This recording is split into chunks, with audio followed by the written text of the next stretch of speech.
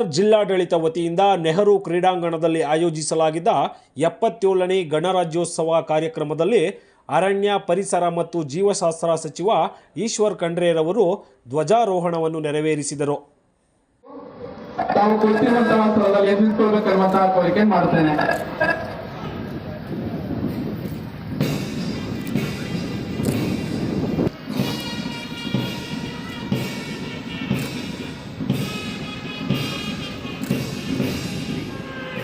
ಪಥಸಂಚಲನ ಹಾದು ಹೋಗ್ತಾ ಇದೆ.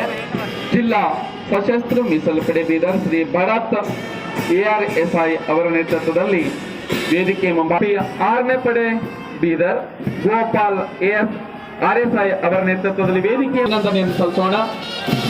ಇದೀಗ ನಾಗರಿಕ ಪೊಲೀಸರ ತಂಡದವರಿಗೆ ನಾವು ಅಭಿನಂದನೆಯನ್ನು ಸಲ್ಲಿಸೋಣ. ನಾಗರಿಕ ಪೊಲೀಸ್ ಮಹಿಳಾ ತಂಡ ಶ್ರೀಮತಿ ನಂದಿನಿ PSI ಅವರ ಅಭಿನಂದನೆಯನ್ನು ಸಲ್ಲಿಸೋಣ.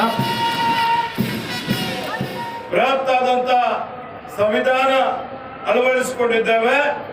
ಇದು ಇಡೀ ವಿಶ್ವದಲ್ಲಿ ಶ್ರೇಷ್ಠವಾದಂತಹ ಒಂದು ಸಂವಿಧಾನ.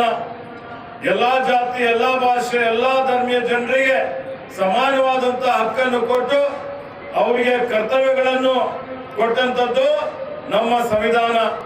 ಈ ಸಂವಿಧಾನ ರಚನೆಗಾಗಿ ಅತ್ಯಂತ ಪ್ರಾಮಾಣಿಕವಾಗಿ ಪರಿಶ್ರಮ ಮಾಡಿ ಇಂತಹ ಒಂದು ವಿಶಿಷ್ಟವಾದಂತ ಸಂವಿಧಾನವನ್ನು ಕೊಟ್ಟಂತ ಶ್ರೇಯಸ್ಸು ಸಂವಿಧಾನ ಶಿಲ್ಪಿ ಡಾಕ್ಟರ್ ಬಾಬಾ ಸಾಹೇಬ್ ಅಂಬೇಡ್ಕರ್ ಅವರಿಗೆ ಸಲ್ತದೆ.